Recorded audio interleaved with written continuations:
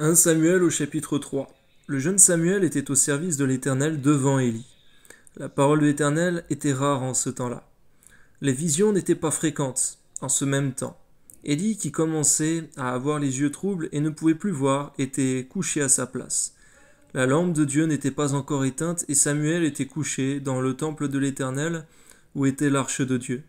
Alors l'Éternel appela Samuel et il répondit « Me voici ». Et il accourut vers Élie.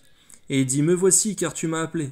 Élie répondit « Je n'ai point appelé, retourne te coucher. » Et il alla se coucher. L'Éternel appela de nouveau Samuel, et Samuel se leva, alla vers Élie, et dit « Me voici, car tu m'as appelé. » Élie répondit « Je ne t'ai point appelé, mon fils, retourne te coucher. » Permets-nous, Seigneur, enfant de Dieu, de discerner ta voix de celle de notre imagination, de celle de l'ennemi. Que vraiment ta voix, Seigneur, nous puissions être exercés, à l'entendre, à la reconnaître, à l'écouter et à lui obéir. Amen. Samuel ne connaissait pas encore l'Éternel, et la parole de l'Éternel ne lui avait pas encore été révélée. L'Éternel appela de nouveau Samuel pour la 3e fois, et Samuel se leva, alla vers Élie et dit « Me voici, car tu m'as appelé. » Élie comprit que c'était l'Éternel qui appelait l'enfant, et il dit à Samuel « Va, couche-toi, et si l'on t'appelle, tu diras « Parle, Éternel, car ton serviteur écoute. » Et Samuel alla se coucher à sa place. L'Éternel vint et se présenta, et il appela, comme les autres fois, « Samuel, Samuel !» Et Samuel répondit, « Parle, car ton serviteur écoute. » Permets-nous dans nos prières, Seigneur, de fréquemment faire cette prière et de dire « Parle, Seigneur, ton serviteur écoute », de faire silence et de chercher à connaître mieux ta voix. Amen. Alors l'Éternel dit à Samuel, « Voici, je vais faire en Israël une chose qui étourdira les oreilles de quiconque l'entendra. En ce jour, j'accomplirai sur Élie tout ce que j'ai prononcé contre sa maison, je commencerai et j'achèverai.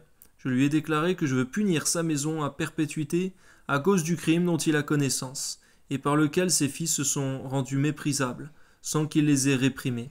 Permets-nous de réprimer nos enfants ou les personnes qui sont sous notre autorité, s'ils sont méprisables, Seigneur, s'ils font des choses aussi, ou même moins, graves qu'Ophni et Phiné. Amen. C'est pourquoi je jure à la maison d'Élie que jamais le crime de la maison d'Élie ne sera expié, ni par des sacrifices, ni par des offrandes. Samuel resta couché jusqu'au matin, puis il ouvrit les portes de la maison de l'Éternel.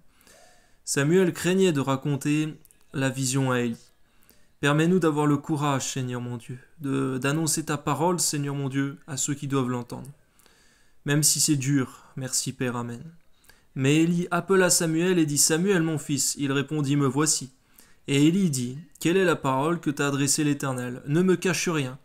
Que Dieu te traite dans toute sa rigueur si tu me caches quelque chose de tout ce qu'il t'a dit. » Samuel lui raconta tout, sans lui rien cacher. Aide-nous à cela, Seigneur, Amen. Et Élie dit « C'est l'Éternel, qu'il fasse ce qui lui semblera bon.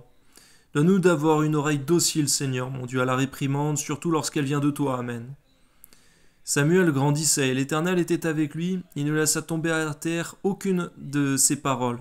Tout Israël, depuis Dan jusqu'à Beersheba, reconnut que Samuel était établi prophète de l'Éternel. L'Éternel continua à apparaître dans Silo, car l'Éternel se révélait à Samuel dans Silo par la parole de l'Éternel. Merci Seigneur, Amen.